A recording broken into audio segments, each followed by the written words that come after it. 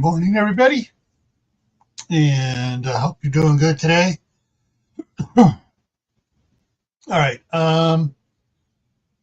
let's see who's all in there. First one in here was Phelan Clan Wolf, then Crew 1351. Then we have Lee Argent, and that's the only ones making comments.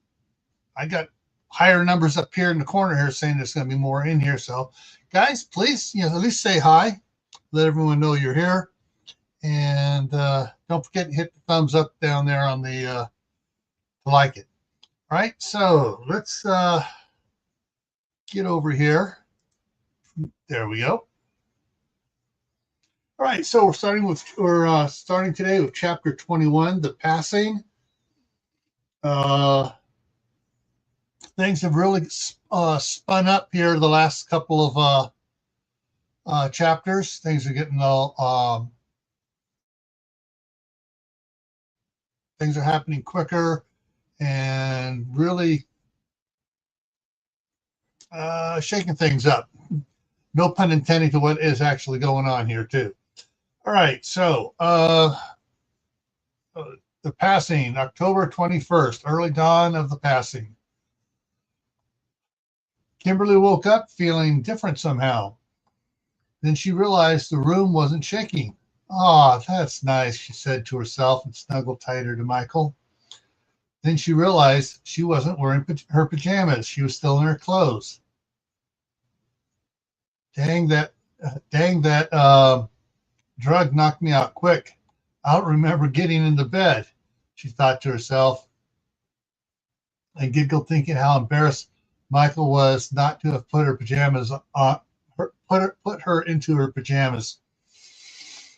After several minutes, Kimberly lifted her head to see what time it was. 4:45. No, 4:40. 15 minutes before the run was to begin. 20 minutes before they're supposed to get up. She lowered her head and gave Michael's neck a kiss. Then she carefully slipped from the bed.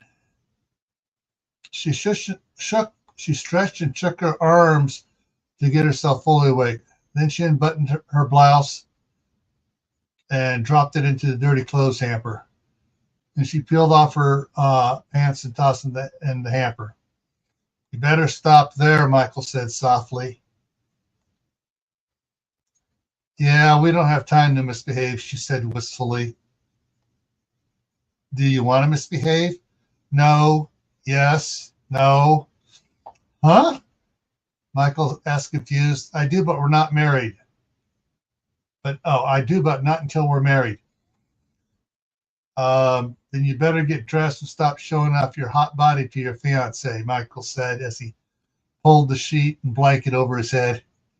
"You're right," Kimberly said. I'll get up after you dress." "And out of the room?" "Sure." "You don't sound so sure," she said as she put on her socks. "Part of me wants you to climb back into bed naked. And the other part," she grabbed a pair of MCCU pants, "says that would be wrong. I'll listen to the other part." She continued to get dressed. "Thank you for being strong today, babe." Just then another earthquake hit. This was a rolling one, not a sharp shaker. Still, it was enough to send Kimberly diving back into bed, throwing a bear hug on Michael. As the sun rose into the morning sky, Michael realized this morning was going to be the closest the Western Hemisphere. I need to change this. Ever got to the asteroid, which had passed during the night. The rotation of the Earth had put the asteroid's perigee over Iran-Afghanistan border region as it passed the Earth. And with the Earth's rotation being the same direction that the asteroid was traveling, That region suffered the highest tidal waves and the most violent earthquakes on Earth. In Arizona, the quakes, which were now ranging between 4.5 to 5.4, continued throughout the day, though the stronger ones were down in the southern end of the state. Some of the kids were having a contest to see who could get to a lower branch of a tree and get it and get swinging by and get swinging get swung get swinging by the earth by the quake. Hang on, I'm gonna change that. That's just yeah.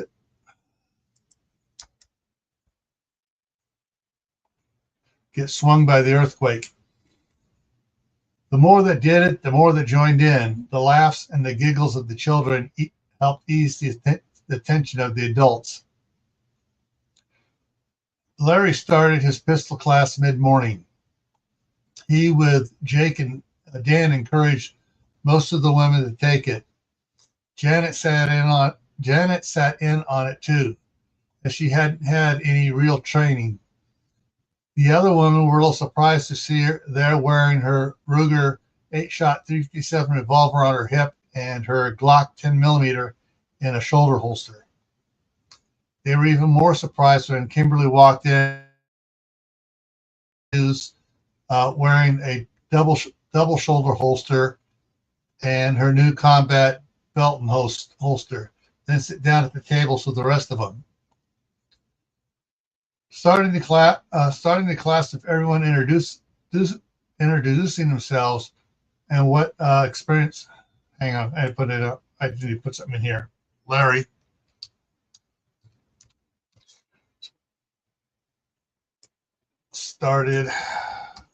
Larry started the class of everybody introducing themselves and what experience they had with pistols. They blinked in surprise when Kimberly said this was her 5th safety class in 3 weeks, and she still expected to learn something.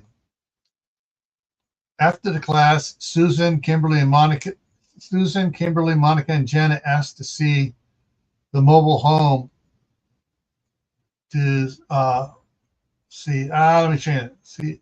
See in the mobile home to see what. Okay, hang on here.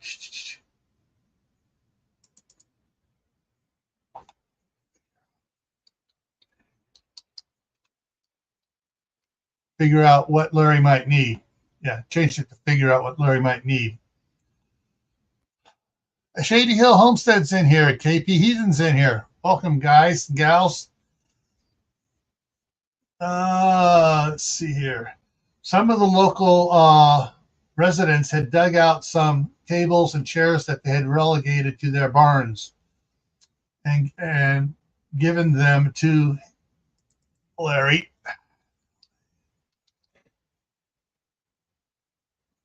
Susan had given him her bed and frame since she wasn't going to be using it while she and Peyton were staying in her trailer. The only thing he wanted, hang on, I gotta work this out.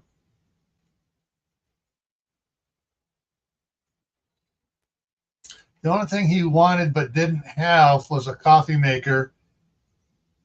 I need to put something else in there. This sentence is, because I know what's coming up here, and I know I got to change it a little bit.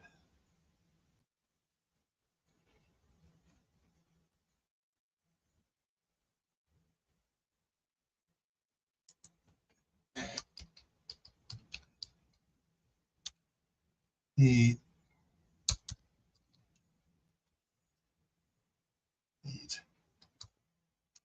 need to have, okay.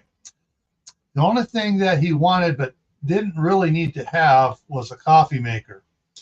He was getting by with a pot and instant coffee or hot chocolate, lots of hot chocolate. He blamed Janet for getting him hooked back on his childhood drink. He had the living room set up like an operations planning center. He had brought one of the cases of M16s and one case of Beretta 9 M9s and 2 cases of. I got a friggin' gnat flying around me. Just don't leave me alone. and 2 cases of 5.56 millimeter and two cases of 9 millimeter ammunition. These he had locked in one of the bedrooms. He said the only things that he really needed were a laptop and a printer. Kimberly suggested they go into Kanab after her class and pick up a laptop, printer, lots of paper. She said that she wanted to get several cans of spray paint so she could paint her truck a camouflage pattern to help hide it when she was driving around the Jacob Lake area. Larry said that was a good idea. They should get all the spray paint they could. They would need to paint other vehicles as well. Susan said she wanted to go along too, but needed to go back to her trailer to get some cash. Janet offered to take her back, seeing that she had to get back and get some things done anyways.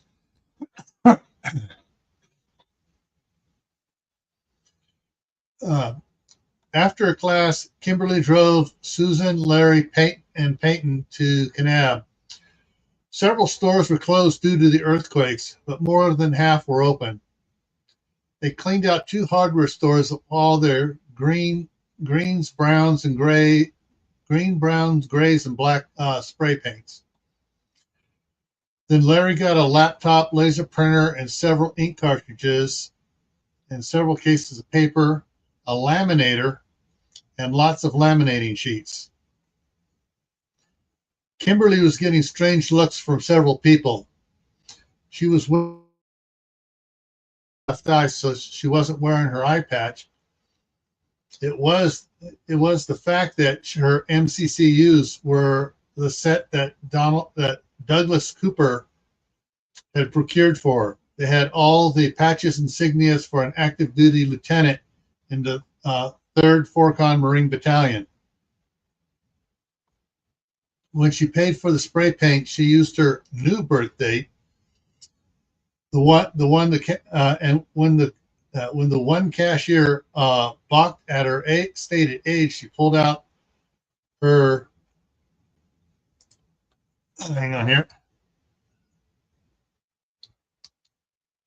new Arizona driver's license for her to see. The cashier apologized and added she was jealous that Kimberly looked so young.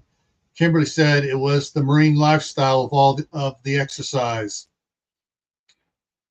When they got back to Jacob Lake, Kimberly kept half the paint in her truck, and Larry took the other half to dole out as he and Peyton saw fit. I keep my tongue untied here. When she got back to the cabin, she brought up Marine vehicle paint schemes and picked the one she wanted to work painting, and the one she wanted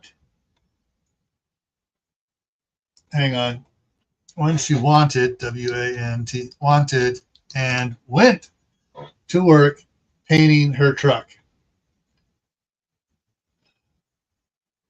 That's when the news said that the returning water to the west coast had pushed over and around Baja California, filling up the Gulf of California and funneling back up into southwest Arizona, flooding. Hang on, I need to put a word in here. Up into the Phoenix, Tempe area, with water over 100 feet deep in some areas of the cities. As far as Kimberly could tell, her home had not just been flooded, but totally submerged.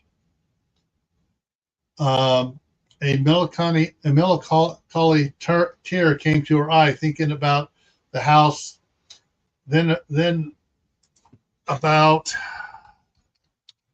those she knew from high school and those who came to hers and Michael's demonstrations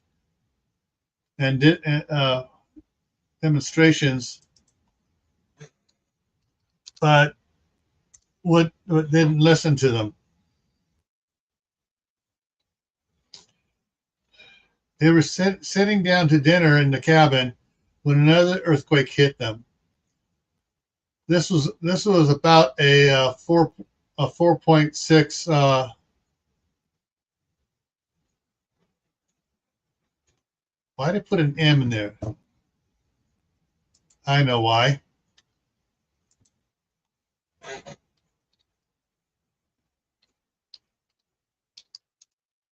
Nope, spelled wrong. Let's spell it right. There we go. It was a 4.6 magnitude. When it stopped, Kimberly let out a breath that she had been holding, as did everyone else. But Kimberly was white as a sheet, as the saying goes. Honey, are you okay? Monica asked. No, I feel sick, nauseous, dizzy, anxiety, stress.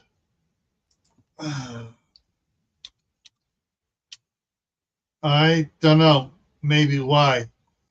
Peyton got up or walked around the table to her. I think you're going into shock. We need to lay you down before you fall down.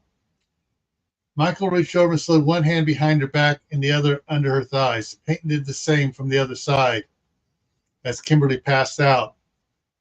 Let's get her to bed, Monica said. No, Michael and Peyton said at the same time. Couch, Michael said. Good call. Peyton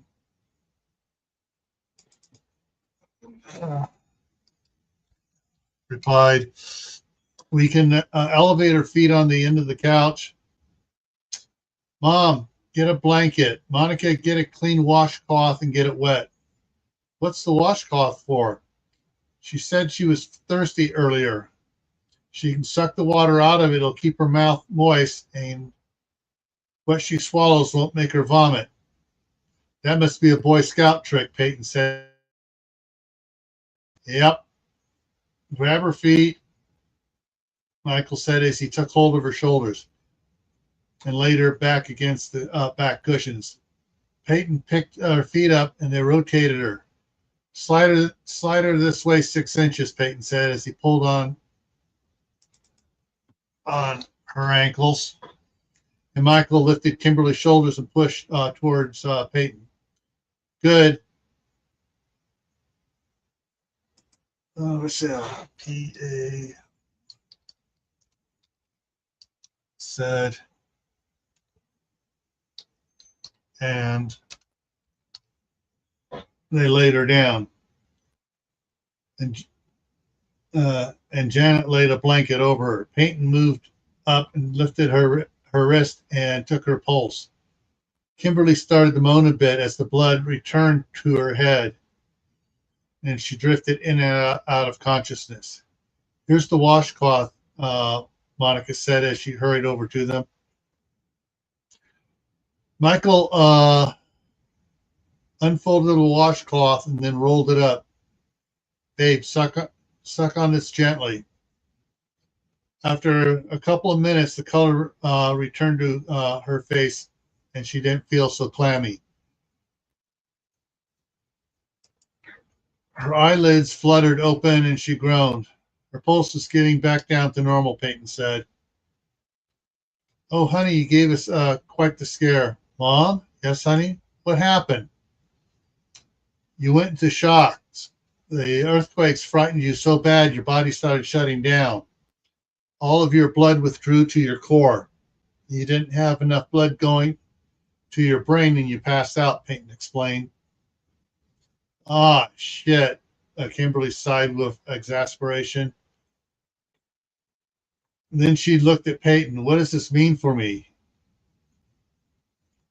We have to figure out a way to keep you de-stressed and not frightened by the earthquakes. Damn it, Kimberly groaned and closed her eyes. Then her eyes began to tear. Babe, yes? I only see two ways. I only see two ways to do this, and I don't like either one. What are they? One, you drugged me up for a couple days, so I'm in a catatonic state. Two, is we do something I'm already conflicted about and I'm not sure will actually work. What's that? We get married now. That way we can. That should take away a lot of worry, and some fear that we won't be able to get married. And then we can. No, there's got to be another way, Michael said. Kimberly, Janet spoke. Yes, Mama. This is me being supportive. Take half a tablet now and then the other half before you go to bed. Tomorrow I'll take a half a tablet when you wake up. If you're still feeling stressed, stay in your room. Let Michael give you back rubs and foot rubs. And I can't believe I'm saying this. Excellent. Come on, get on there. There we go. Saying this. Lots of body contact, but no petting. Correct. Okay, I'll try that.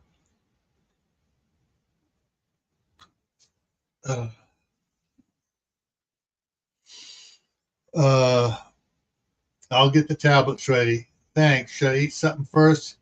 Yes, but not too much. Something easy on the stomach, like a grilled cheese sandwich. Michael, will you make one? Michael started to get up, and the cabin began to shake again. Kimberly quickly reached out and grabbed Michael's arm. I'm staying here, babe. Kimberly had a death grip on Michael's forearm. She had stopped breathing. Her eyes were wide with fear. Breathe, babe, breathe. Kimberly was still holding her breath. Michael, in an act of desperation, took his other hand and slid it up under her shirt, but over her sport bra, and cupped the hand over her breast and rubbed it. After several seconds, Kimberly realized what Michael was doing and snapped out of her fear trance. What the hell are you doing? She shouted at him and shoved his arm out of her shirt. Getting you to breathe and stop thinking about the earthquake and not go into shock again. You could have tried mouth to mouth. I'm sorry, but I don't think that kissing would have been enough or worked fast enough. Then the shaking intensified and Kimberly tightened up again. This time, Michael shook her. Don't do this. Breathe. Kimberly blinked. Hold me. Kimberly blinked. Hold me. Too many Kimberlys in there. Hang on, I gotta fix that. Michael slid his arms under her shoulders, sat her upright, hugged her tightly, and whispered in her ear, talk to me or my hand goes back under your shirt. You do and I'll bite your neck hard. Promise? What? Kimberly asked in surprise. Keep talking. You're getting weird on me, only to keep you from going into shock. Kimberly hugged Michael back and ran her hands over his back up to his hair. Keep your hand moving or talking. Don't freeze up. Rub my back too. After 30 seconds, the quake subsided. Janet came over to Kimberly with a glass of water and a quarter tablet. Take this now and then the other quarter after you eat a sandwich, and then in 30 minutes or so, you can eat more if you're up to it. Sounds good, Kimberly said. She broke their hug. She took the quarter tablet and a glass of water. When she was finished drinking the water, she handed the glass back to Janet. Mama, can you make me the grilled cheese sandwich? Sure thing, honey. 2 hours later, in several strong earthquakes, Kimberly sat on in Michael's lap on the couch, holding him tightly as the most recent earthquake passed. Are you doing okay? Yeah, she said groggily.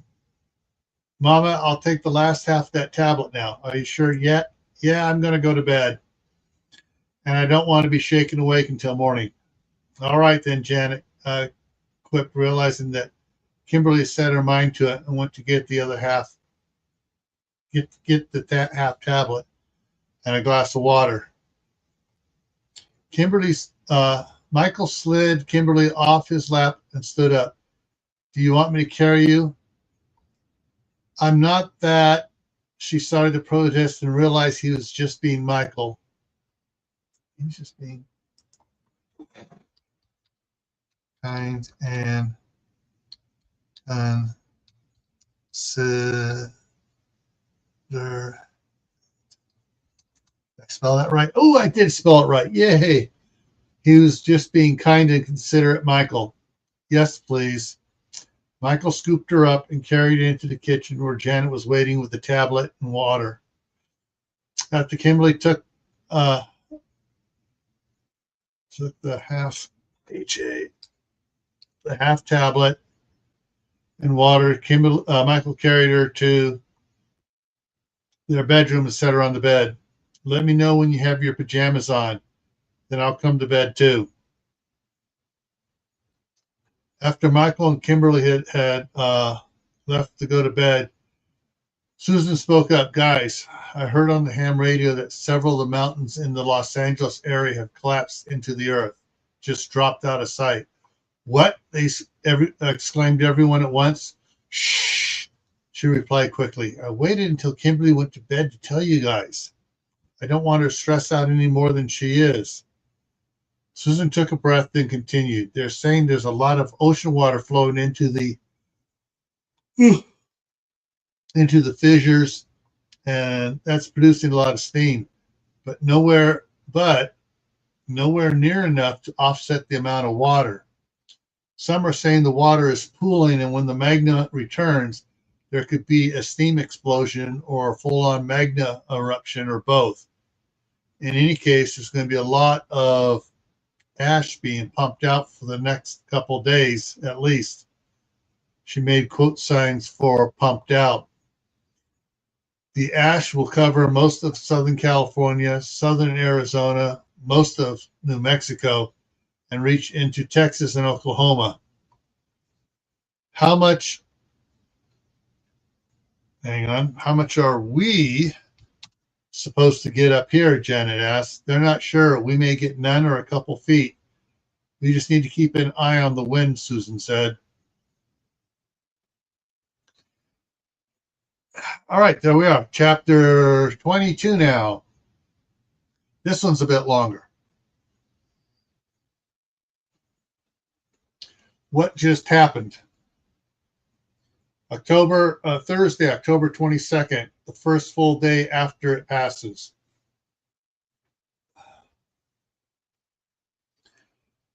Michael woke up before Kimberly this morning. The quakes had dropped off in intensity during the night, and the one that had woken him up was about a 3.2, he believed. The clock said 4:55. He had 5 more minutes before the alarm went off. Slowly, Michael slipped from the bed and crept over to the dresser. CU's t-shirt, and socks for his run.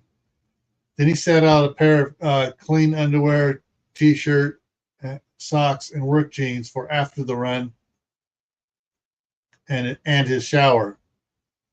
He took off his pajama top and laid it over the back of the chair. Then he picked up the green t-shirt and jumped when he heard Kimberly say,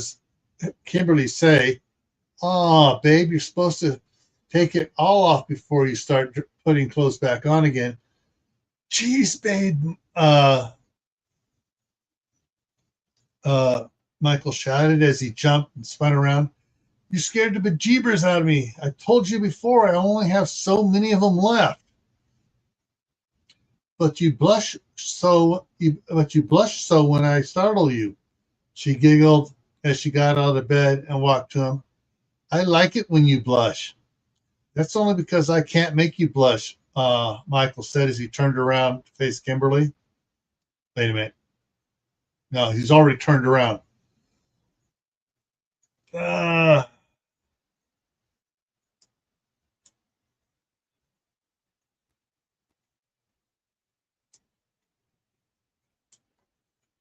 STA stared.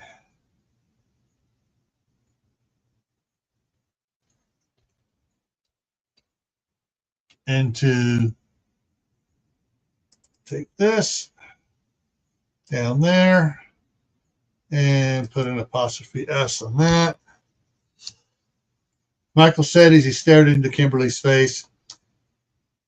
You could if you knew what would do it, she smiled slyly at him. But you don't, and I do know how to make you blush so nicely. She slowly pulled the zipper of her one-piece pajamas down just below her belly button. How about I slip out of this and do a dance for you? Was all Michael could say as he stared at Kimberly swaying her hips from side to side as she raised a hand up over her head in a snake-like fashion. Michael started to reach out for her when the room began to shake.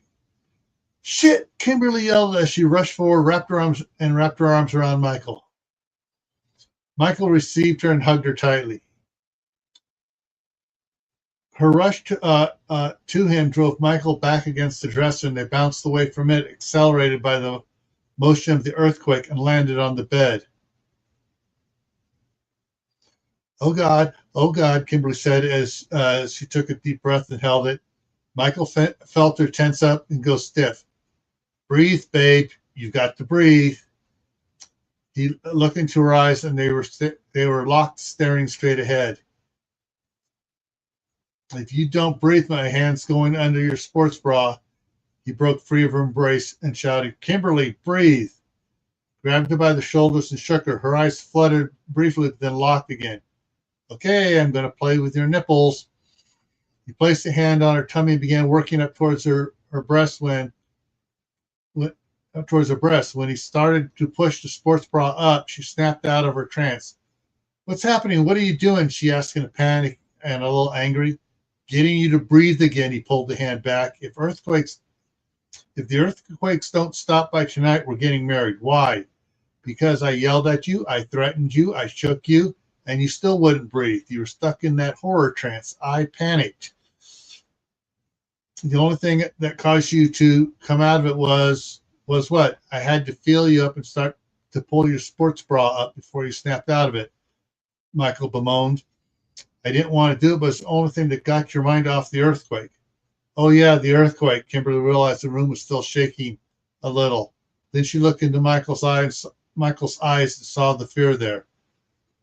Okay, let's talk to our parents after our run. Michael reached out and gently brushed Kimberly's hair back over her left ear. You're still wearing your contact, aren't you? Yeah, I was so groggy I forgot to take it out when I got ready for bed. I'll try to help you remember from now on, Michael said, and leaned forward and kissed her. Thank you, but I think I'll save them for when I really need to use them. Suddenly there was a knock. Suddenly there was a knock on, okay, that's right, on the bedroom door, followed by Janet saying, Are you okay? I am now, Kimberly called back through the door. Do you want another pill? I'm going to, he said resolutely. Neither Michael or Kimberly heard Janet whisper as she walked away. Good girl.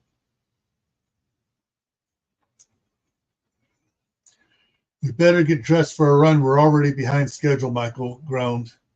As soon as you get off me, Michael sighed. Maybe I really don't want to get away from you. I wish we could just get married and stay here together, but it's not practical, nor is it what we promised to do. No, he sighed again, kissed her quick, and then pushed himself up and away from her.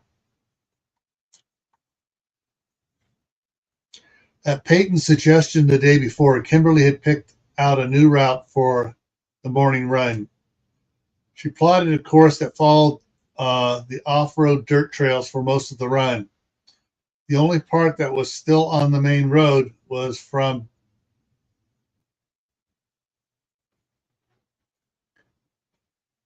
figured out here, was from before Jacob Lake Inn, south past the Winter Gate. I don't think it's south. Hang on a second, guys. I got to look something up here. Hey, Dave, how's it going? Let me, I got to pull something up here so I can check on it. This is how I work on map directions.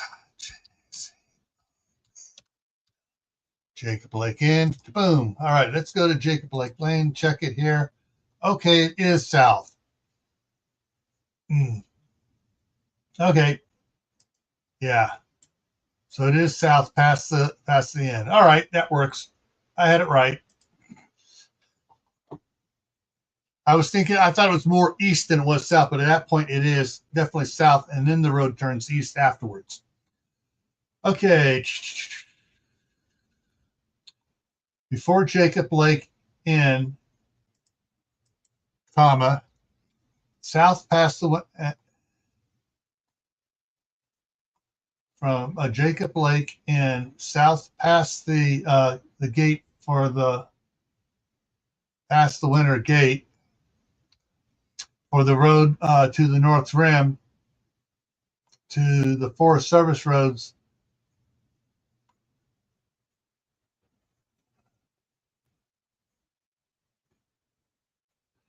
And past the winter gate for the road to the North Rim to the Forest Service road to the Forest Service's Jacob Lake Lookout Tower. There it took the dirt trail. Okay, yeah. Jacob Lake Lookout Tower to there it took a dirt trail that met up with Forest Service Road 282 at the southeast corner of Kaibab Camper Village property. Yeah. Okay. They had been receiving a very, very light dusting of volcanic ash from Northern California the last 2 days. Now, with the events of Southern California, it had begun to fall in earnest during the night. Peyton suggested that they wear dust masks for their run because of the ash. Janet had ordered 10 dozen N99 dust masks, dust and anti-pollution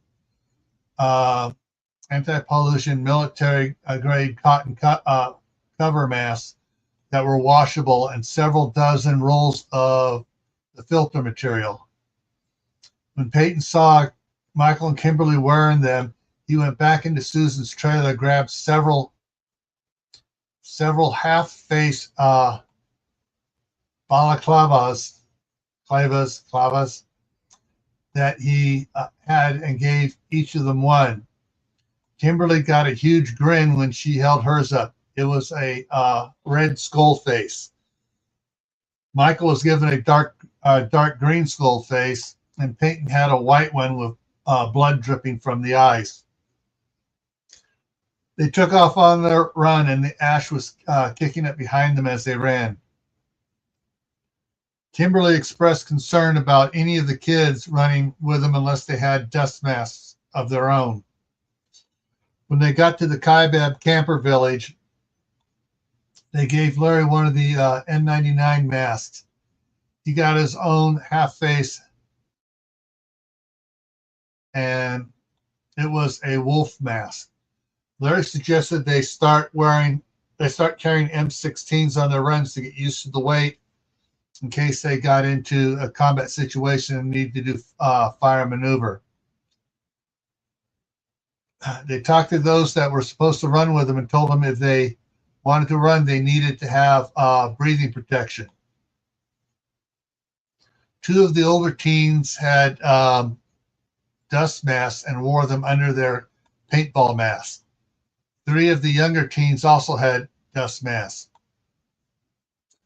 Most of the teens and several of the adults had followed Michael and Kimberly's example of wearing MCCUUs and combat boots during the runs. The teens had convinced their parents to get some when they went to St. George. Even Nora joined the crowd in getting camouflage clothing.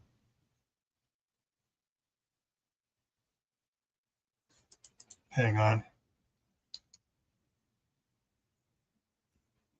And the adults had recognized the advantage of having camouflage clothing and requested those that went to St. George get them some too. During the supply run, one of the parents realized they would be needing dust masks for woodworking and concrete work. And woodwork, concrete work, cleaning up chicken coops and other farm chores that made dust. And they picked up all, and they had all picked up several cases from Home Depot and Lowe's. But they had not given any out yet. So there were just 5 teams from the camper village making the short 3-mile loop of the run from the Kaibab camper village up and around the inn and down to the lookout tower and back to the camper village. As they passed the inn, they were joined by Nora, Greg, one of the neighbor teenage boys. When they hit the state highway to the North Rim, Sergeant Peyton Grimm began calling out a cadence and everybody joined in. When about 3/4 of the way to the winter gate, they were about 3/4 of the way to the winter gate when several pickups and motorcycles passed them.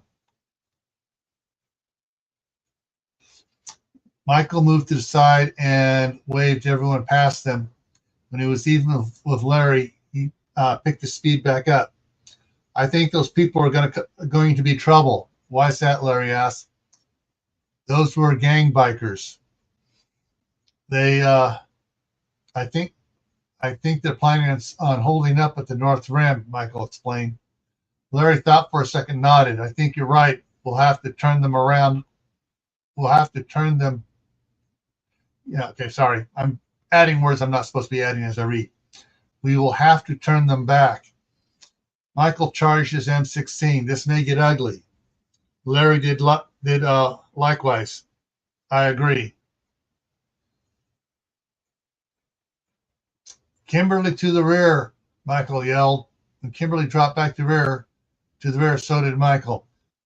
Those bikers may be a problem. Can you drop out before we pass them so you can attack from the rear if needed? She shot him an odd look. She knew Michael would never disrespect her. Disrespect her by trying to keep her out of a fight. But she didn't quite get what he wanted from her. Michael chuckled at her expression. Ninja their ass before they know that you're there. A glint in her eye told Michael that an evil grin had flashed across her face, and she knew what to do. Nora to the rear, Kimberly shouted. As Nora dropped back, Michael moved back up to Larry and Peyton and told them what Kimberly would do if needed. Kimberly explained what was going on and what she wanted Nora to do and asked if she could do it. Nora balked, saying she didn't think she could. Kimberly then told her that if these people were who they thought they were and they started trouble, then she could count on them raping and sodomizing her at the same time. Oh, hell no, I'll kill them all before I let that happen. Good girlfriend. And she handed Nora the M16.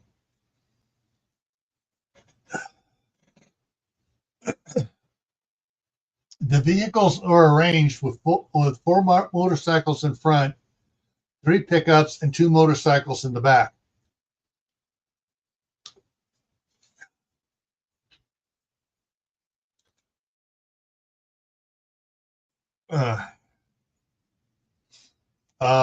Two bikers in each truck and 3 motorcycles riding double for a total of 15 bikers.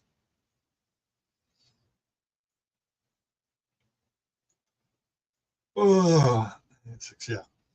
As they were running, Kimberly called out to Michael to shorten his stride. The cadence remained at the same pace, but their steps were shorter. Kimberly charged the Glock on her thigh and reholstered it. Then she pulled each of the Glocks in her shoulder holsters. She pulled each of the Glocks in her shoulder holsters and put their suppressors on, charged them, and reholstered them. She had weeks ago swapped out most of the weights in her pack for useful gear. Kimberly shucked off her pack, opened it on the run, and pulled out a large oil filter and adapter for the M16's threaded barrel and handed them to Nora. Then she pulled out two Bofang UV5R radios, each with heavy-duty throat mics and covert acoustical air tube. When they were about 200 yards from the rear of the motorcycles, Kimberly and Nora broke off from the group and slipped into the tree line to the right. Once in the tree line, they cut through the trees at a faster pace to catch and pass Michael and the others. When they were even with the pickups, Kimberly stopped, pulled out her radio and throat mic. She put her radio and throat mic on. Then she put one on Nora. She took the M16 back, removed the flash suppressor, screwed on the adapter and the oil filter.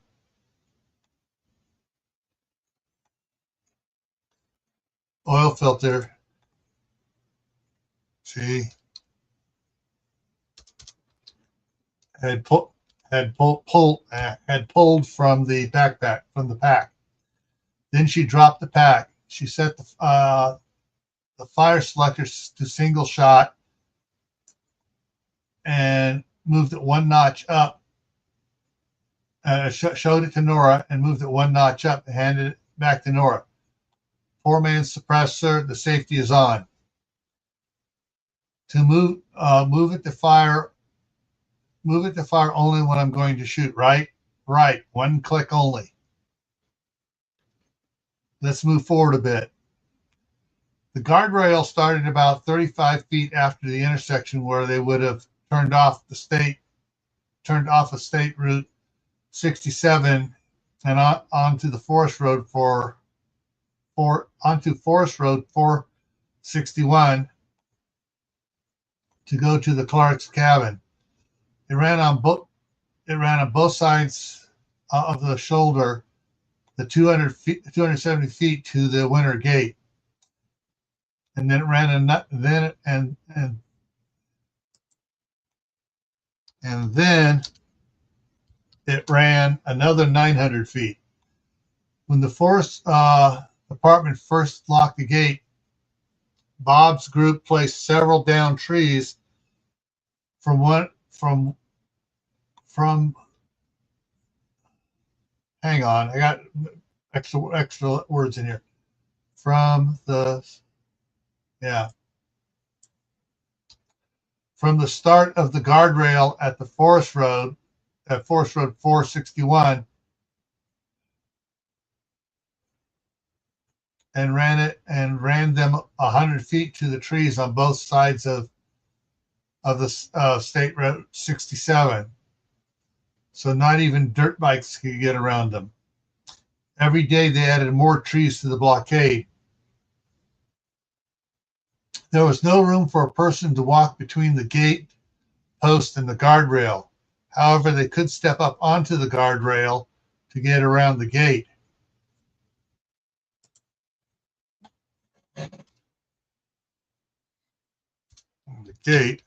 But no, the vehicles could get by it.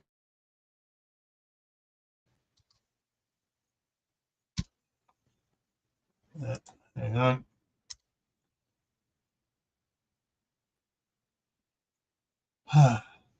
Kimberly placed Nora where she wanted her. Remember, if I say fire, it's because they want to rape and sodomize you. Got it. When the last of the runners had passed the two to the gate, Kimberly slipped out onto the highway behind the last pickup and knelt as the driver and passenger got out and followed the rest of the bikers to the gate. Kimberly peeked through the windows and watched the driver and 2 passengers get out of the next pickup and follow the others as well. As they did, Kimberly made her way up along the driver's side, past the 2 empty pickups, and took cover behind the front pickup. The runners had to step up onto the guardrail to get around the winter gate. After the last of the runners passed the gate and reformed in 2 lines, Larry pulled down his baklava and addressed the bikers. This area is closed to civilians. Martial law is enforced. You are not a resident of the 30-mile security area. You will vacate the security area immediately, or you'll be taken into custody and detained indefinitely. Do you understand? One of the bikers spoke back. Well, soldier boy, I don't know what you're trying to pull here, but there ain't no military base around here. We got you outnumbered and we ain't leaving. He crossed his arms as his gang started to bring their weapons up. Give up? With the suppressors on the M16 and the Glocks, the bikers never heard any of the shots from Nora or Kimberly. In a few seconds, they had headshot all but the leader. He didn't realize anything was wrong until he got splattered with blood and brain matter. Hey, dumbass, Kimberly growled as she landed on the hood of the front pickup. What were you saying about being outnumbered?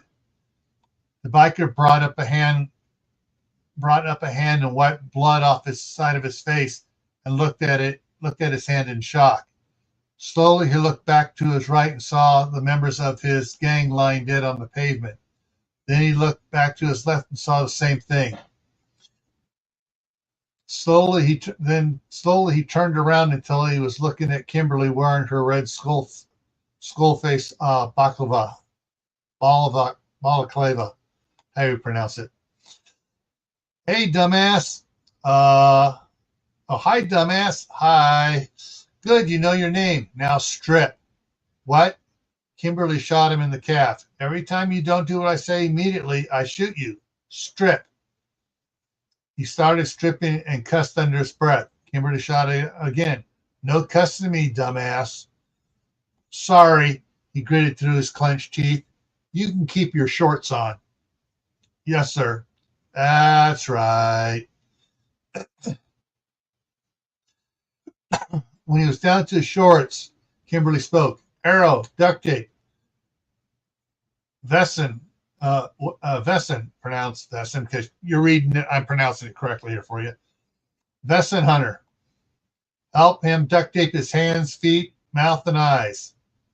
Then she keyed her mic. Angel of Death, get my backpack and bring it to the road. Everyone else, let's consolidate the loads on the trucks and start loading the bodies up in the.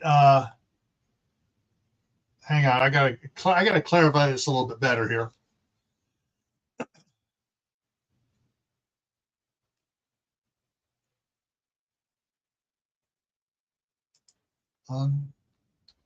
To the the first 2 trucks. There we go.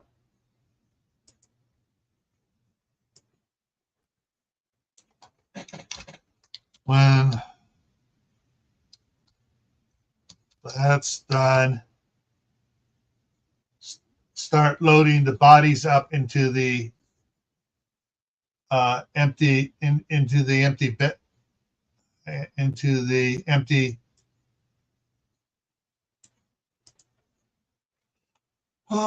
getting too many words in there, trying to be too descriptive. Need to cut it back some.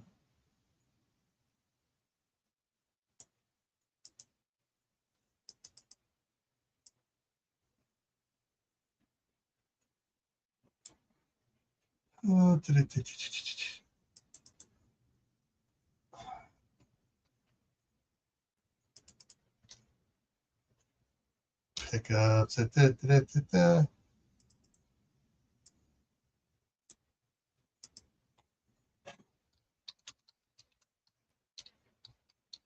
of the third pickup. They're loading the bodies in the empty bed of the third pickup. Check the bodies for any that are still alive, and duct tape them too. Harpy, she pointed to Greg. Get one of the units with a tank sprayer and clean this bloody mess off the highway. Michael and Peyton stepped up and started duct taping the biker, and as the others went into action. Shortly, the biker was bound up and his wounds were duct taped shut or closed, closed, and he was put in the passenger seat of the front pickup. They shifted the supplies from the bed of the third pickup into the beds of the other two pickups, and the bodies were placed in the bed of the third pickup. While the loading was being done, Larry and Peyton asked Kimberly what her plans were for the bodies, pickups, and motorcycles. Well, she gave an evil smile.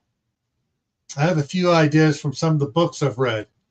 But first, we need to get everything back to the camper village. Michael, get your dad. Excuse me.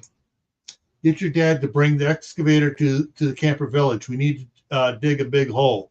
Brian, can you get your dad to bring his wood chipper over to the Kaibab camper village? Sure thing. Michael, one other thing. Find out where your mother got the pigs and see if we can get more. What do you have in mind?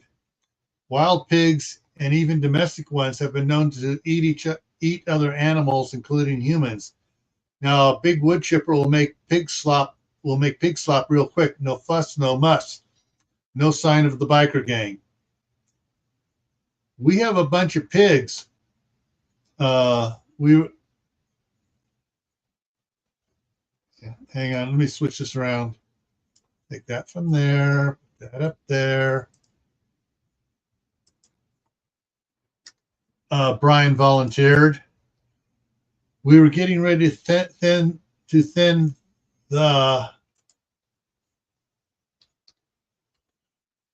the parcel down because we don't have enough feed for them for the winter. Check with your dad and see if he wants free pig slop. And what's the excavator for? Larry inquired. Burn hole. All clothing, ID, papers get burned in a barrel and then dumped into the burn hole on top of hot coals. Blow air into it, make it hot enough to melt steel like a forge. What about the motorcycles? We strip them down to make off-road dirt bikes and burn them or melt the parts we take off. The pickups? We forge bill of sales and change their appearance and paint them camouflage woodland. But for now, we just hide them in case their friends show up. What friends? Other members of the gang. One more question for now. Why did you start shooting them? Michael asked. I heard two of the guys in the back start the countdown to shoot you. He said, fire on 3. 1, 2, so I shot. Hey, Kimberly, Nora called out. There's a radio in this truck, and someone is in this truck asking if someone has gotten there yet. Shit, Kimberly spat as she rolled around towards the truck Nora was by. She got there in time to hear the radio call out. Trick, this is Meat. Are you there yet? Are you there yet? This call repeated 2 more times before another voice came on. Meat, Eagle Eye Eddie says to lay off the radio. Either they're in a bad spot or we are. We'll try again in an hour or 2. Okay, Wrench.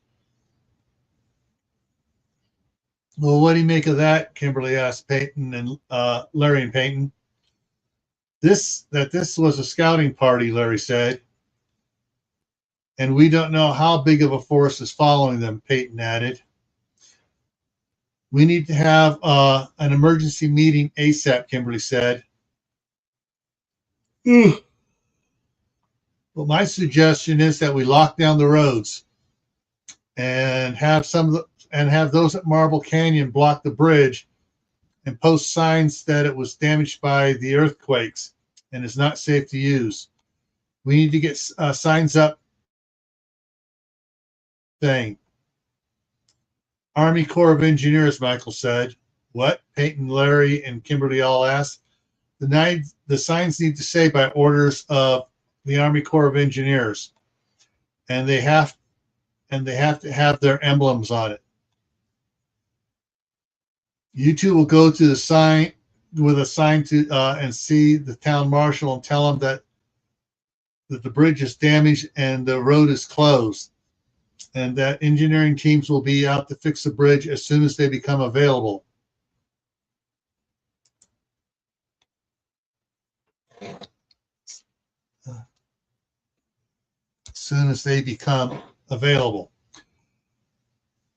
But it is a low priority bridge due to the low traffic on it. And then we're heading to winter, so it may be late spring before repair crews get to it.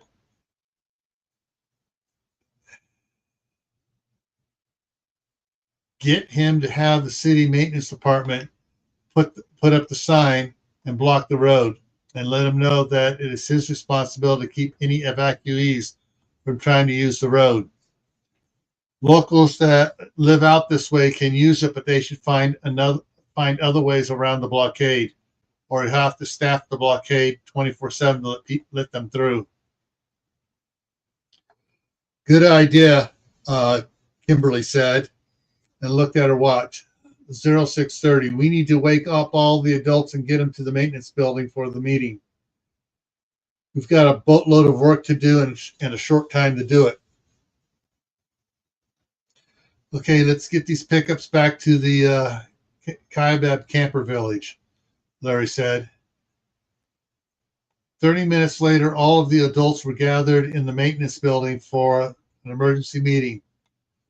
The two pickups with the bikers' supplies in it were backed into the building and were being sorted on several folding tables. The pickups with the bikers' bodies was over at Harvey Judd's place. He and Mrs. Judd started feeding them into the wood chipper when she heard that Nora said they were a rapist. She said the hogs were going to be full tonight, and it was a good thing that Mr. Judd hadn't gotten around to thinning the pastel out for winter. Kimberly had the first adults to arrive start pulling all the tables and chairs out of storage room 1 and stacking them in the corner of the main room of the maintenance building. Then she had them move everything else out of the storage room as well.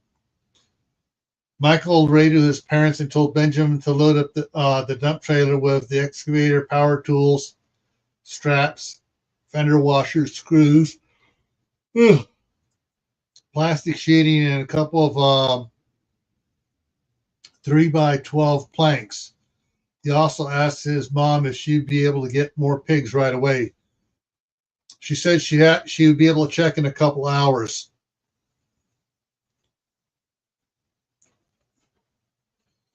Several of the teenagers showed up, so Kimberly had them go fetch one of the heavy wooden picnic tables and bring it back to the storage room. Once the storage room was empty, the teens moved the wooden picnic table inside. Even with the double doors, they had to turn it on its side part way to get it in.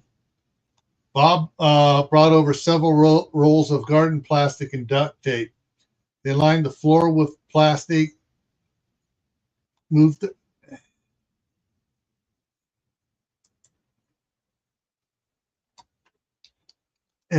the picnic table back and forth to get all of the floor covered. Then they did the walls and ceiling. Once everything was completely covered, Kimberly had them secure the biker to the table using some of the dead biker's belts.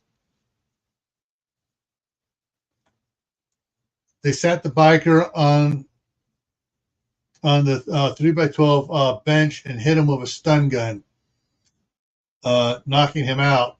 Then they ran one belt across the front of each leg, front of each of his shins, and screwed it to the front of the bench plank. Then they ran another across his thighs and screwed it down tight. They wrapped one belt around his waist, looped two pieces of strap around the belt and screwed it to the plank so he couldn't stand. His butt was hanging off the back of the bench by several inches.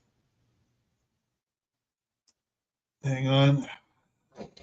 Then they also removed his underwear.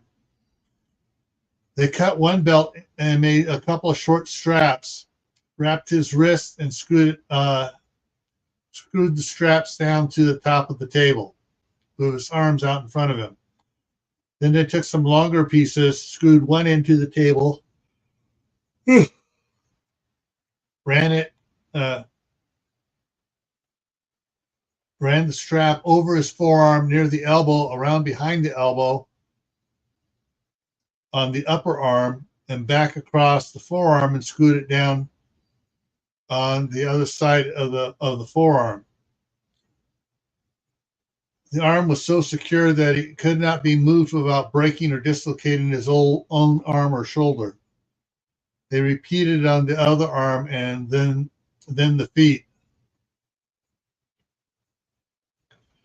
About halfway through the process, the biker woke up.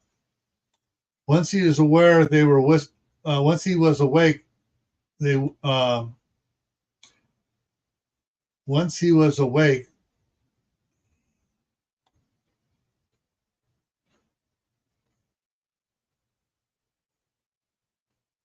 that's right, comma. Once he was awake, they were whispering to each other loud enough to overhear them about some dreaded CIA interrogator that was going to be talking to the biker. All the while, they never actually spoke to him. Once this was done, they removed the duct tape that was over his eyes and left the room.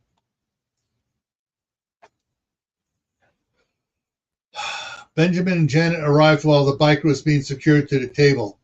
They had brought the soldering torch, a brass soldering iron, a propane burner stand for the brass soldering iron, an assortment of cordless power tools, hammers, bolts, cable cutters, and a set of fair tools and a buzz box welder. While the biker was being secured to the table, Larry started the emergency meeting. He gave everyone an account of what had happened on their morning run. What happened when the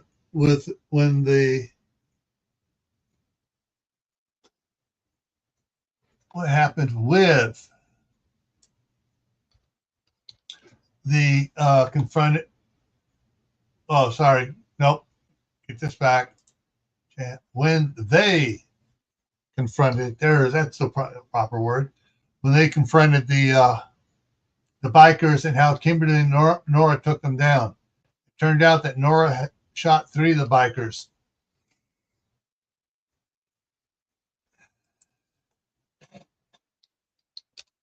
Okay, I am Kimberly,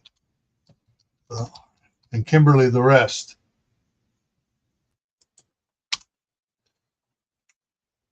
Then he related about the radio call. That sent a wave of panic and murmuring through the assembly. Then Larry said that Kimberly and Michael were going to question the biker, and they said it would be best to keep children away from the building because of the noise of the interrogation techniques they were going to have to use. He also sent those that knew how to ride motorcycles to retrieve them. Bob said to take the motorcycles to the repair shop behind the inn, and they would strip them down there. Michael and Peyton, once again wearing their skull face balaclavas, carried the boxes of tools into the storage room and set them down on the folding table that was sitting about 3 feet away from the picnic table on the opposite side from the biker. Michael rolled the welder in and found an outlet for it and plugged it in. Then they began taking the power tools out and setting, and then the soldering tools. Michael unrolled the leather wrap of farrier tools. He saw the hoof rasp and picked it up. He turned to Peyton. She's going to have too much fun with this. They both chuckled, and he put it back down. As they started to leave, Michael said, "Bet you $50 this dummy tries to be all macho with her." Peyton stopped and looked at the biker. "No bet, he's got too many tats. So he thinks he's all tough and take anything she has to dish out. But I give 5 to 1, she shoves the soldering iron up his butt." "No bet, she always does," Michael replied as Peyton shut the door. The biker swallowed hard and tried to convince himself they were just playing mind games with him. All right.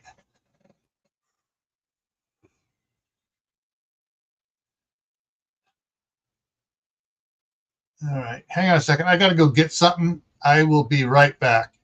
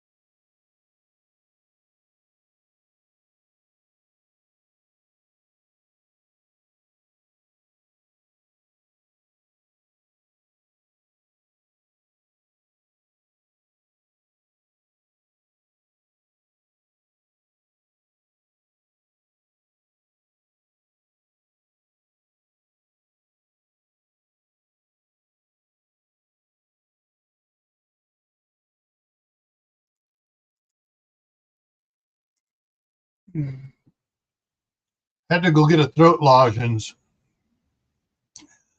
All right. And here.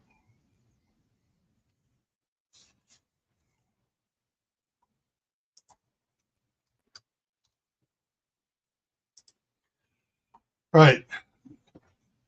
10 minutes later, Kimberly had changed into one of her ninja outfits, but had the red skull face balaclava on. And Michael was now wearing his Green Arrow outfit and had just the black N99 mask on under his hood, which was pulled down low. Nora followed Michael and Kimberly in, dragging a folding chair and a leather set and carrying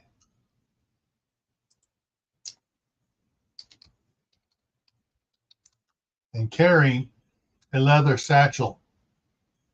She was wearing a deep blue straight hair wig and one of Larry's black molded half skull half masks on a balaclava. She had used blackout face paint to cover the rest of her face. She set the chair up at the end of the folding table and sat down and opened the satchel. She then took out a small video camera on a 6-inch tripod, set it up. Then she pulled out a battery pack and attached it to the camera, and finally a notepad and pen.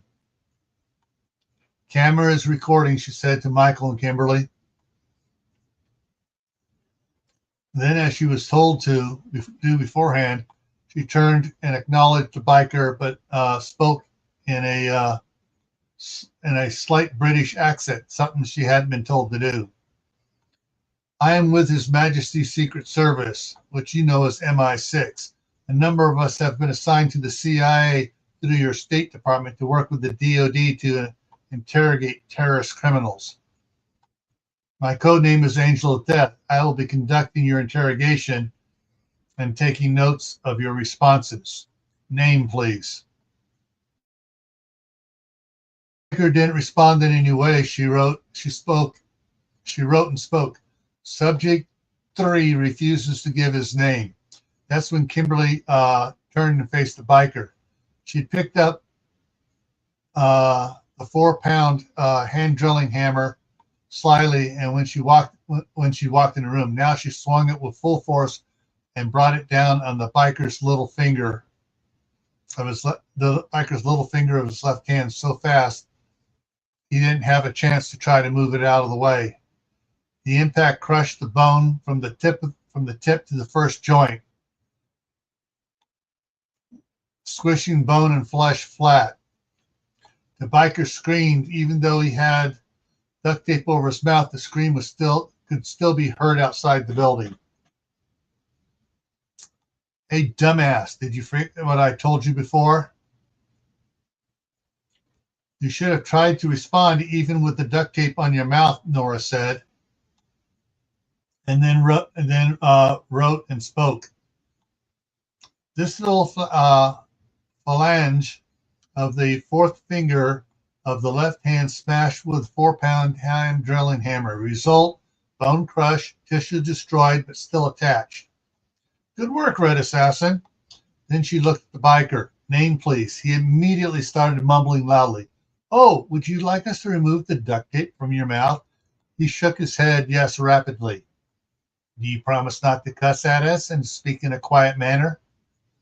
The biker was taken aback by Nora's behavior and questions, but shook his head yes. Very well, Green Archer, remove the tape. Michael stepped around behind the biker, grabbed a handful of his hair with one hand, and dug his gloved fingers into the biker's cheek to get a hold of the tape. Once he did, he pulled it at a moderate pace across the biker's face. The biker had lots of facial hair, and a good portion of it was stuck fast to the tape and came with it. The biker howled loudly and started to swear, but stopped short when he saw Kimberly raise the hammer. I'm sorry, it really hurt. Please don't, he said rapidly. Wait, Nora said, and acted like she was thinking it over. We'll forgive that this time, but don't let it happen again. I'll try not to, the biker spoke quickly. No, I don't want spoken. I want grunted. The biker grunted quickly. Name, Robert Brown. Date of birth, June 3rd, 1992. Place of birth, Bakersfield, California. Driver's license number, F4377902, California. Passport, I don't have one. Never saw the need to get one. Good.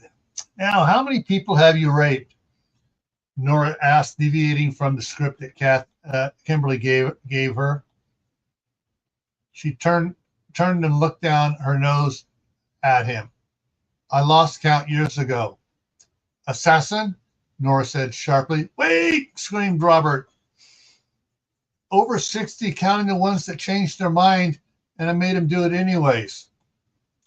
Nora held up a hand as if to stop Kimberly, who was conflicted under her balaclava. On one hand, she wanted to beat Robert to death right now. On the other hand, she thought it was so funny that this big, tough biker was cowering so fast to Nora's prim and proper English character. You Yanks are too easy on your criminals. At MI6, we would have marked him as IRA and disappeared him years ago. Robert's eyes widened slightly as he believed Nora was going to have him killed. Kimberly saw the eyes and smiled under her balaclava. Now, why were you going past the locked gate? Can I invoke the fifth? Robert asked cautiously. No, yeah, Kimberly growled and smashed the hammer down on the tip of the ring finger. Robert screamed and shook his bindings. Michael clamped the glove over Robert's mouth, the mouthful of sound. Tape, Nora said, taking her cue from Nora's hand signal. Kimberly quickly tore off a new piece of duct tape, reached over and placed it on the way. You do not get to not answer my questions. That is going to cost you, Nora said sharply. Then she looked at Michael. Is the bucket in place? It's not here. Oh, bother.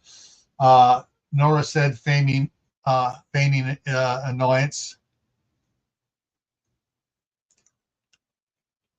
Here it is, Kimberly said, and picked up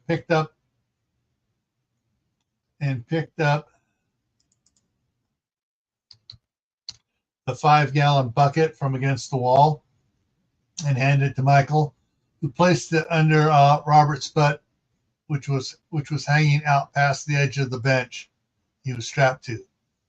Oh, good, we can continue, Nora almost sang out.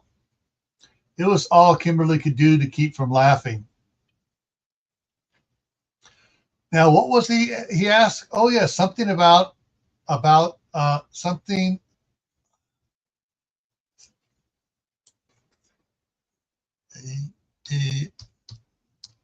About the fifth. 4 more blows, please. Kimberly brought the hammer down onto the 2 remaining bones in Robert's little and ring fingers. Nora wrote in the notebook and spoke. Subject was trying to invoke the fifth. Middle proximal phalanges in the 4th finger of the left hand smashed with 4-pound drilling hammer. Result, bones crushed, tissue destroyed, but still attached. Distal and middle proximal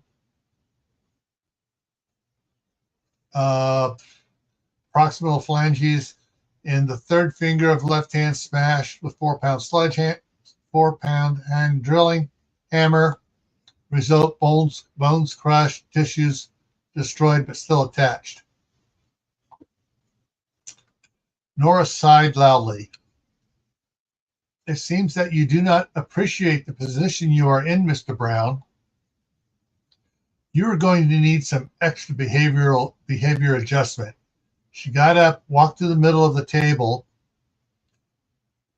There was a propane burner stand for the solid brass soldering iron sitting there. She turned on the propane and lit it. Then she set the soldering iron in its place so it could heat up.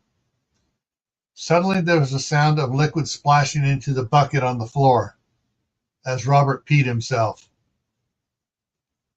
That got a response, Nora cooed. We'll just have to let this heat up a while and see if you can remain cooperative. Would you like to have the tape removed? Robert nodded quickly. Nora flipped her hand as she returned to her seat. Remove the tape. Michael again grabbed a handful of Robert's hair and with one hand dug his gloved fingers into Robert's other cheek to get a hold of the tape. And once he did, he pulled it quickly this time. Robert groaned loudly but didn't swear. Are you ready to continue? Yes, Robert sighed. Where were you going? We were going to the North Rim. And who is we? And I'd like to tell you at this point that two of your fellows survived the shooting. The woman, Leslie, and the man, Daniel.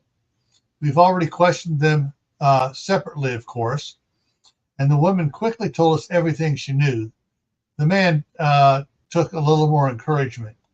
But he corroborated everything she said and gave us more. To refresh your memory, the question was, who is we? Our club. Nora waved a finger at Kimberly, who picked up the black vest and showed the back of it to Nora and Robert. Is this the name of your club, or shall we call them what they are? An outlaw gang. Yes, Robert said and nodded. Why were you going there? To lay low and spend the winter there until the summer. And what is the purpose for you to lay low? Nora added a little snootiness to imply her disdain for bad grammar. All the chapters of our club gang were given orders of where to go to be safe and hidden until early survive. Well, would have had their crops planted, and then we would send out scouts to check out the areas around us and see how things stood. If things were right, we'd go out and take over the towns and farms. Robert stopped and looked at Nora. I didn't give you leave to stop. Sorry, I wasn't sure you were keeping up.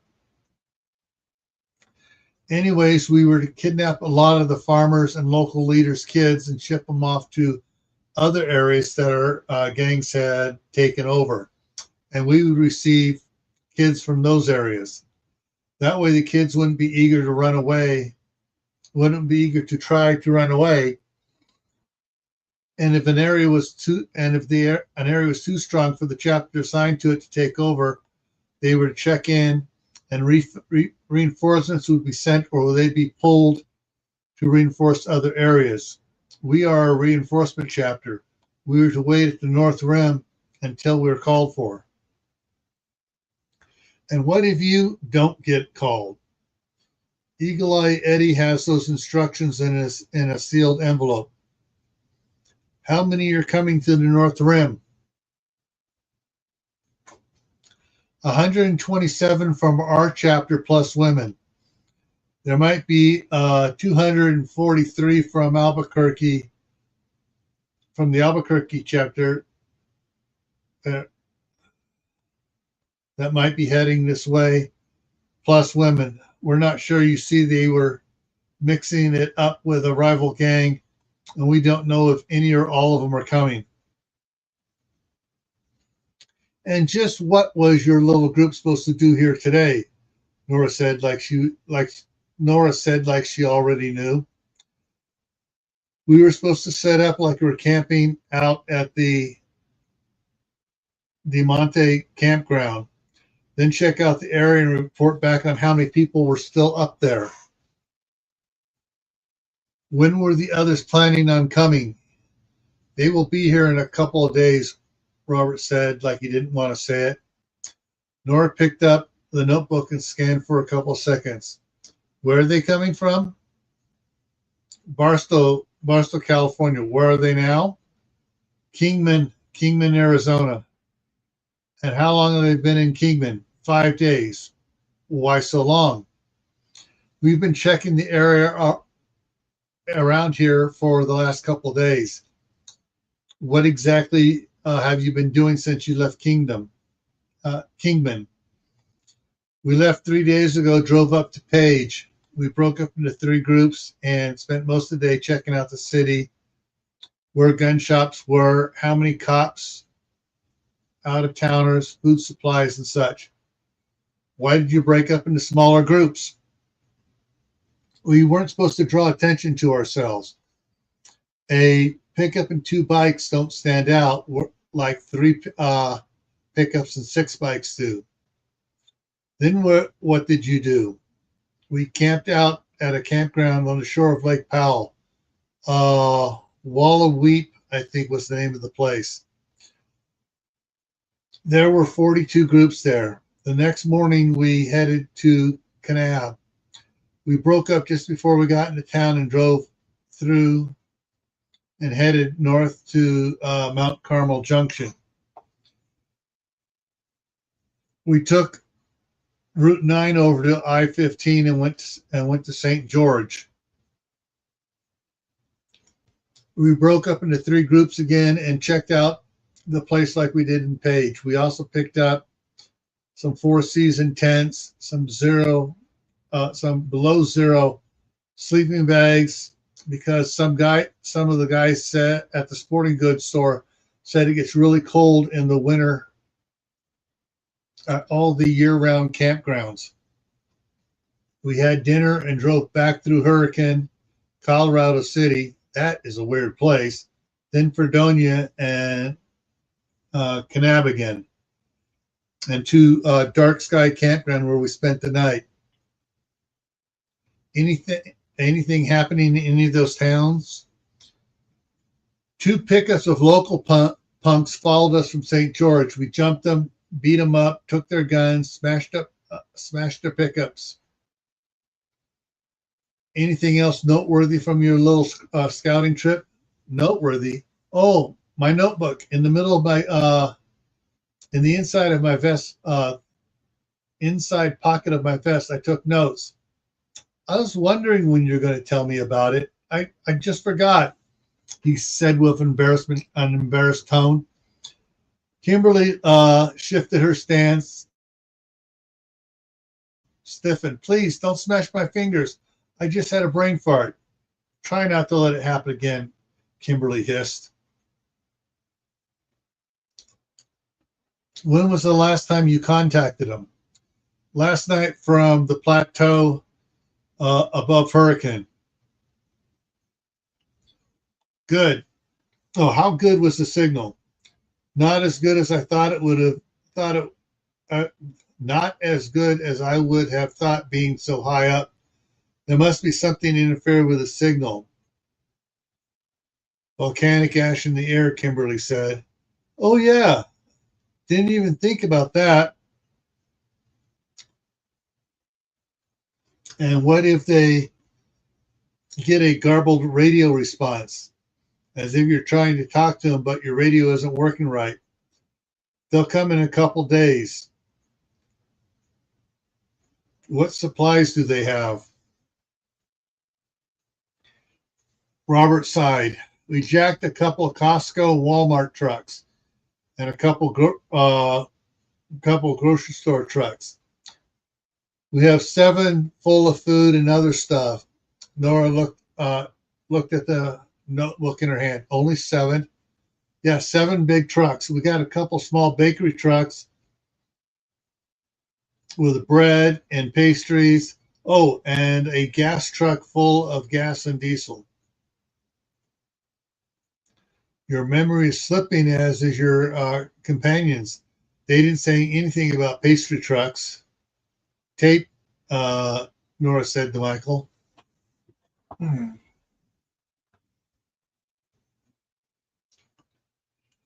Michael pulled off a piece of tape and pressed it firmly over Robert's mouth. We'll have to re-question all of them. Let's get some more. Let's go with some more aggressive techniques. Nail his hands to the table. and turn on the welder. No, Michael. No, Robert screamed through the duct tape. Kimberly grabbed one of the roofing gutter nails. The nails were 8 inches with a 4-inch sleeve to keep the gutter from being pinched together when nailed to the eaves. Kimberly took the nail, added a fender washer on it, placed the nail on the center of the back of Robert's hands, and pushed it through. When the nail hit the picnic table, she picked up the hand drilling hammer and drove the nail into the wood until the sleeve pushed the fender washer so hard. Pushed the fender washer against the back of his hand so hard that she could hear bones crack. Then she did the other hand. While Kimberly was nailing Robert's hands, Michael nailed his feet to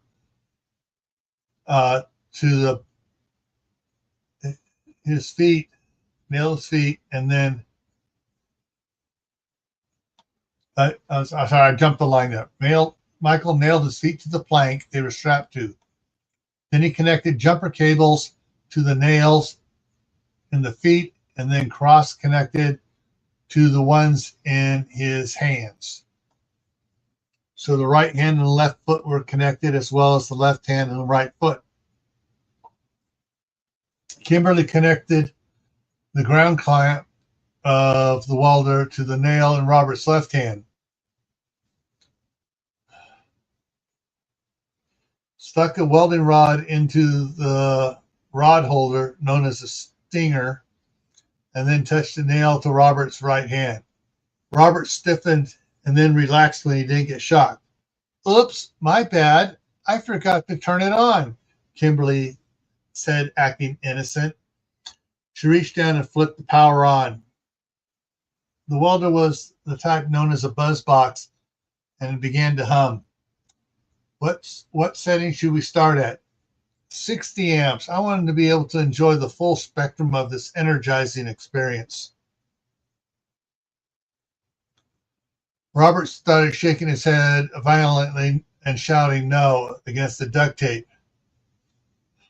And let me wipe. My eyes are starting to goop up now. Yeah.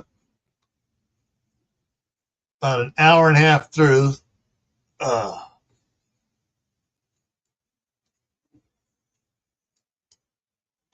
Kimberly turned the dial down, then reached over with the stinger and touched the rod to the nail.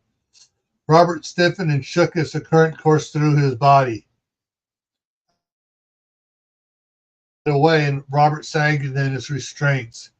She briefly touched the rod to the nail again, and Robert emptied his bowels into the bucket.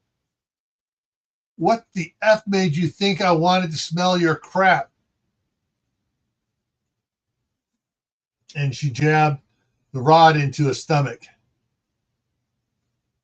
Nora stood up and picked up the now bright red soldering iron and walked around behind Robert.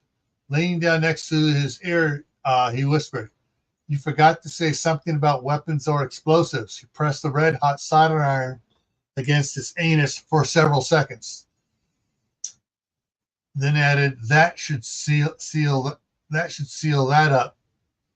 Even though his mouth had duct tape over it, Robert's scream was deafening in the room, and he could be heard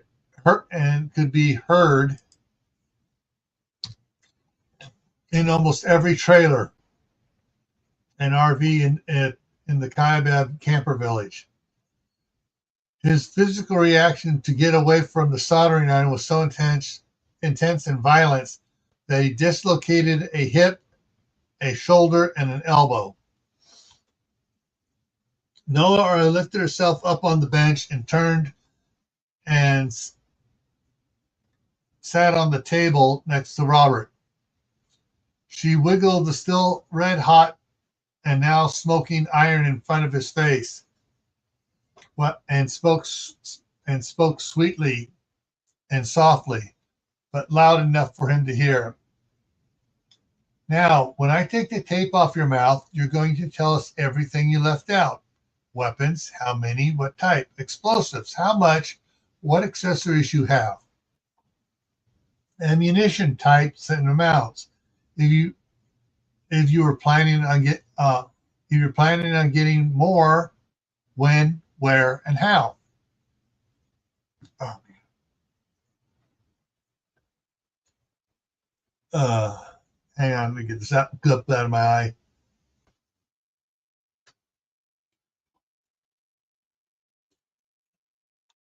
I want to know all the names of everyone in your chapter. Otherwise, I'm going to take this and shove it right inside your little pecker and cook it from the inside out and make you eat it. You got that? She had increased the volume until she screamed the last 8 words. Then she spoke softly again.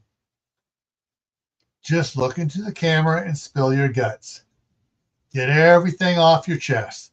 Tell us every little detail we might ever want to know. And if you're not sure we want to know, tell us anyways. Then she peeled the tape off his mouth and slid off the table, slinking around to the burner and put the soldering iron back on it.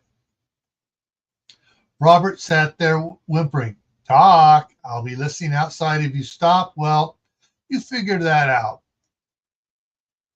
She turned and walked out the door. I need a spot of tea. Larry and Peyton came in and Kimberly handed them the notebook. I'll be back in a few minutes. She hurried out of the door after Nora.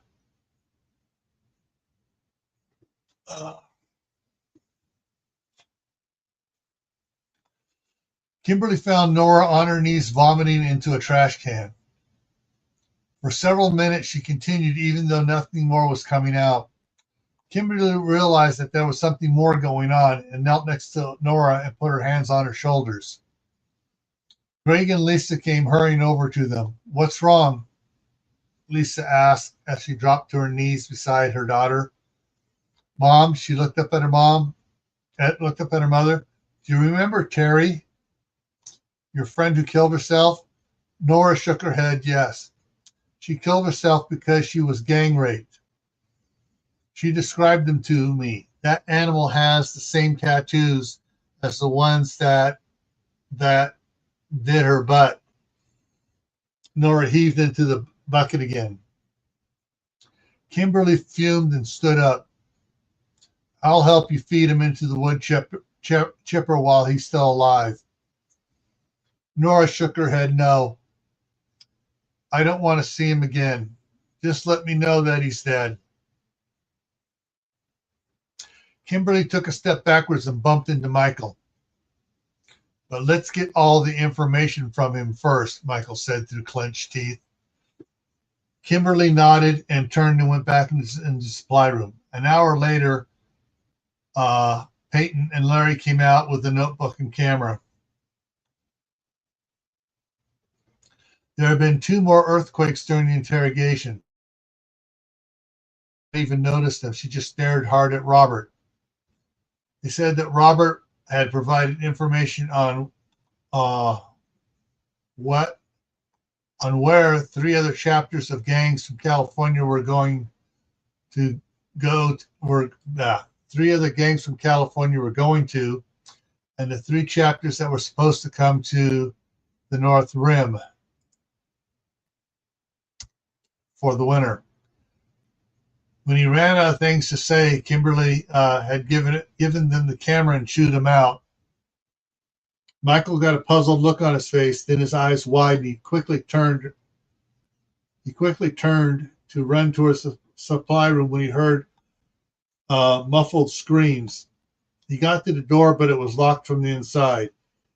He tried to force it open, but it was too stout. He pounded on the door and yelled for Kimberly to open it. But all he heard from inside was Robert's muffled screams. After several minutes, the screams stopped. Then he heard the sound of a drill motor. Then a couple minutes later, there came the loudest scream of all. It went on for a minute before it stopped. Then Kimberly opened the door and stepped out. She was no longer wearing any of her headgear other than the Juby Chan eye patch. "He's ready for the chipper," was all she said as she walked by, shoulders drooping and head sagging. She walked over where Nora sat with her parents. They looked up at her with confusion in their eyes. "I wouldn't have allowed Nora to talk me into letting her help had I known about Terry. It was my idea. I wanted to do it. No, I had to do it. Terry can rest in peace now. Someday I'll find her parents and let them know we got them." She sighed, then asked, "What did you do so I can tell them?" "Nora, you don't have to do this." "Yes, I do," Nora stated flatly. Kimberly sat down as tears came slowly to her eyes. "First I pulled the nails out and he thanked me. Then I duct taped his mouth again. He started to panic. I took off my balaclava, zukin, and fukumin so he could see it was a 17-year-old girl. That was his fear. I then took the hand drilling hammer and broke every bone in his hands and arms. With the big sledgehammer, I broke his pelvis, collarbones, both femurs, and thigh bones. I gave him the soldering iron up his butt and then in his little pecker until he passed out.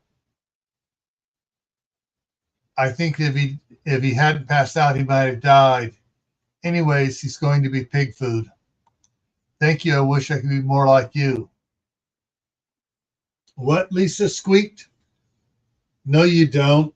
I peed my panties several times because of the earthquakes." Kimberly stared at her hard. "I wound up wearing Depends for a couple days. I went into shock. I was so scared one night. I almost died from it. You don't want to be like me."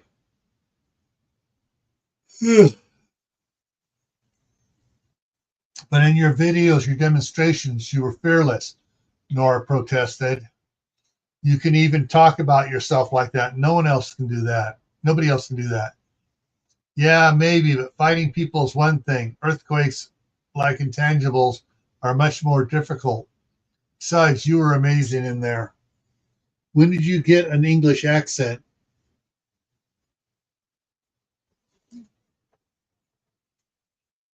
"Watching movies and trying to imitate them." "Sorry you didn't stick to your script." "But it worked, then some. Angel Death from MI6. You Yanks are too easy on your criminals. At MI6, we would have marked him as IRA and disappeared him years ago. I thought he was going to pee himself right then." Kimberly laughed and Nora joined in. Are you two all right, Greg asked. "You're all over the emotional spectrum." "I know," Nora said. "It's just so, I mean, it's so energizing in there." "Yeah, the smell of burnt butt made me puke yesterday's lunch, and it is still in my nose. But facing him down and making that scumbag pee himself, that was amazing." "It was scary about how much we enjoyed it," Kimberly said. "It was like we were more so." "Yeah, that was the scary part."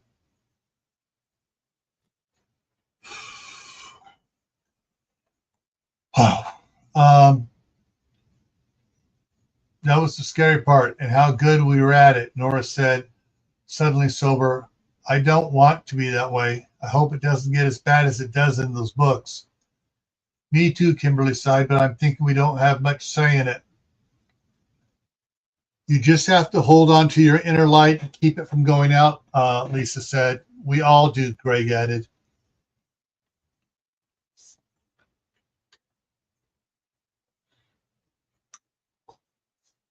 Kimberly suddenly stood up when she saw Benjamin hurriedly walking over to them with a grim expression on his face. "What's up, Pops?" The one pickup that had the dead bodies in it, it was still over at the Judd's farm. Well, it had a radio in it as well. He and his and some friends heard the bikers' friends calling for them, so they got on. So he got on it, pretending to be them. Benjamin explained. Oh no, Kimberly said, thinking the worst. That's what I thought when I first heard them. But they were pretty good at what they did. They figured out how to turn down the transmitting power, so the signal was weak in whatever place they were at. Then they said they only had every. Then they said only every other word or every third word. They repeated it several times, adding a word and leaving out another. They made the guys on the other end piece it together to get what they wanted them to think without them being able to figure out it wasn't their friends they were talking to. And what was that? To wait three or four more days for the North Rim to clear out and to be cleared out and ready for them to come. They brought us at least 3 days to get ready for them.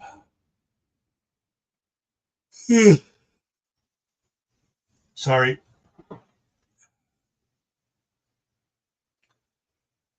Larry and Peyton want to talk to you. They're planning out a couple of accident sites and a big ambush. I guess they want a ninja's input, Kimberly said. You could say that.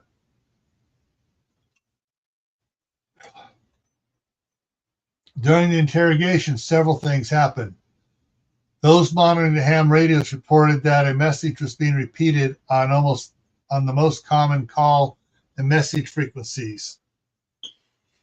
By order of the President of the United States of America, Presidential Security Directive AR-001, martial law has been enacted, and all those who engage in or threaten to engage in acts that undermine the stability of the country, i.e., all murderers, rapists, looters, kidnappers, robbers, are to be shot on sight. All other criminals are to be held and tried within 12 hours in a local place. Just lost my local place.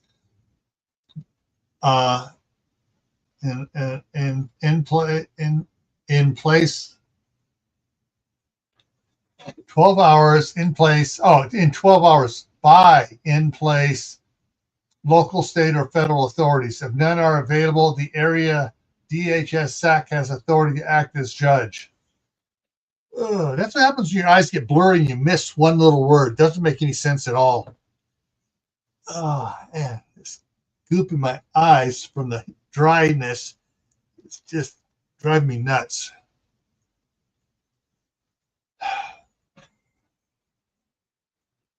Another thing that happened was the winds had changed directions and were coming from the northwest. As such, the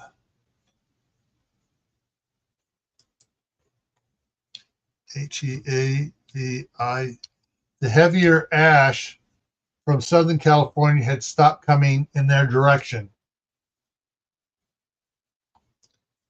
After the interrogation was complete, several of the teenagers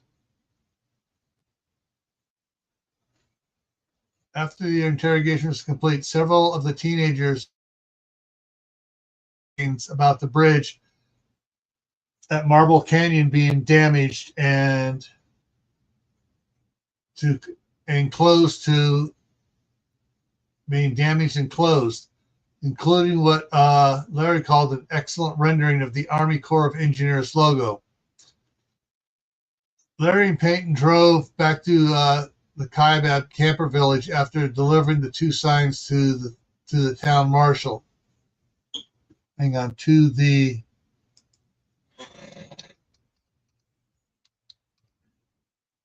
Fredonia town marshal. They said he seemed very happy to know that the bridge was on somebody's list. He promised to get the signs up within the hour. Bob and Jake had taken 2 more signs to be put up in the other direction. They gave 2 signs to the group at Marble Canyon to put up. One just before the bridge, and the other one, and the other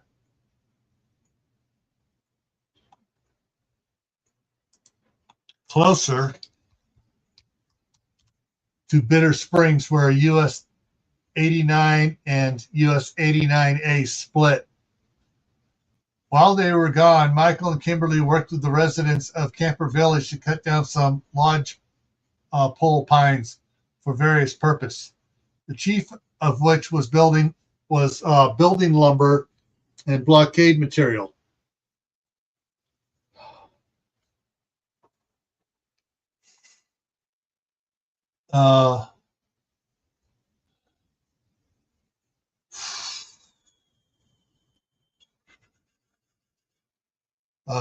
Okay, and blockade material.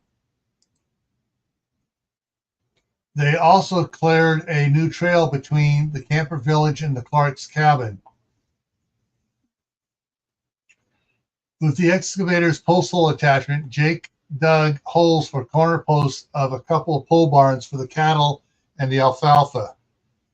Dan and George were hauling cut trees back to the main building, the maintenance building, where Benjamin and Janet had set up their portable sawmill, because it was easy to run off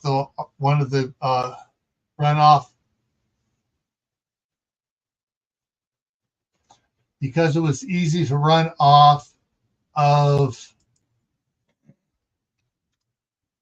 one of the big generator's 60 amp outlets. By dinner time, they had 2 pole barns. They had built 2 pole barns, had cut enough lumber to make 6 more 20-foot pole barns, or 12 10-by-20 carports. They calculated they could put a pole barn over every RV and trailer in less than 2 weeks. They would have all the wood cut in 2 more days. Jake said to save the slabs, they cut off the logs to make the logs square for the roof beams. They could use those slabs to make sides for some of the pole buildings to block winter winds. The earthquakes were still continuing to get shorter in length and less magnitude.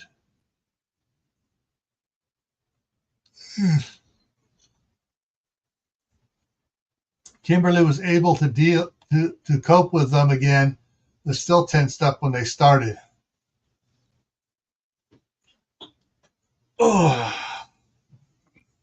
Brian Judd and a couple of teenagers were monitoring their ham radios, honing their messaging skills when they picked up news they thought was of interest. When they picked up news they thought was interest, they sent their younger siblings with notes to the Kaibab Camper Village. One message read, "A biker gang in western Idaho tried to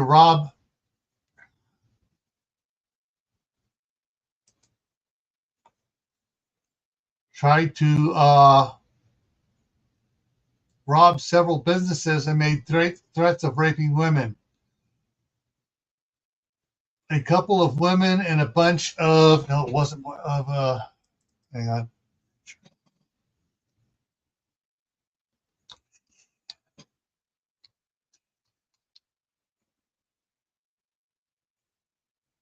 Venture scouts pretending to be Texas Rangers with the help of some citizens eliminated them all. Over 300 of them. Devils. This was the same one that Kimberly had taken out this morning. There were some other reports of other towns doing the same thing, but not with the total success that the group in Idaho had. Let me change that to had instead of did. had. That news made everyone look at Kimberly like she had ESP or something when she dealt with the bikers. Later that evening, Janet was showing Monica and Susan how to use the electric pressure cooker.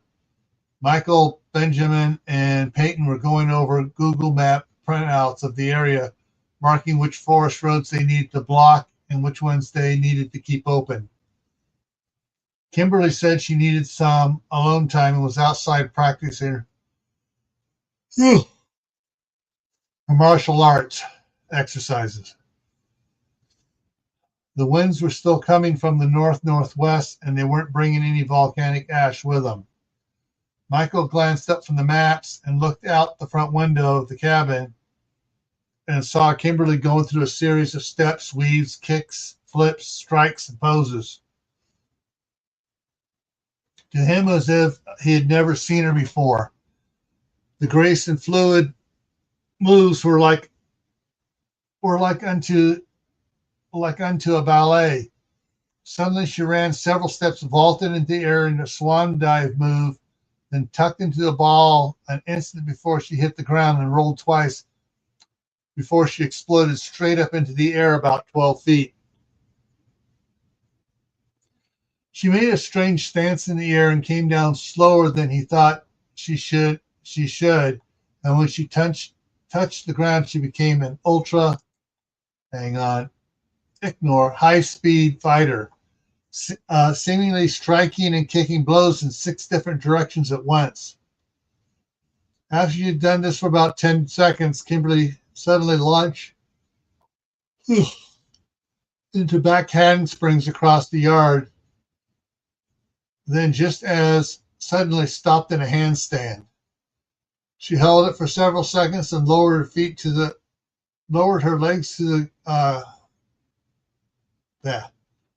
her legs, bending sharply at the waist until her toes touched the ground. Then she stood up and proceeded into fast, sharp moves and poses. Michael thought that now she looked like Jackie Chan in her movements. Suddenly she slowed down, was moving like she was in slow motion, and went through positions and strikes. Then she did a slow back handspring and reversed it and did a forward handspring. Dang, she's good, Peyton said. She sure is, Benjamin added. No wonder you were distracted. Okay. My tooth is starting to hurt. Hey, Howie. My tooth is starting to hurt again, so I'm going to need to take some medication, which means I'm going to need to lie down for a little bit. I'm going to come back probably in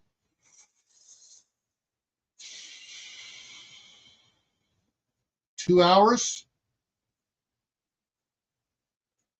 No, we're not 2 hours. 1, 2, 3. In about 3 hours, maybe in about 3 hours at 4 o'clock Eastern time. And I will pick up from where I am here now.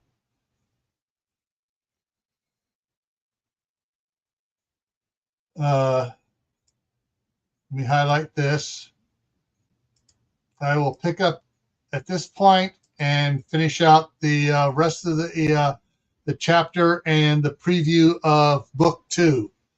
So I'll be back in 3 hours. Hopefully I might get my tooth to stop hurting and I can talk without the extreme pain going up the side through my eye and giving me a headache. All right, I will see you then, folks.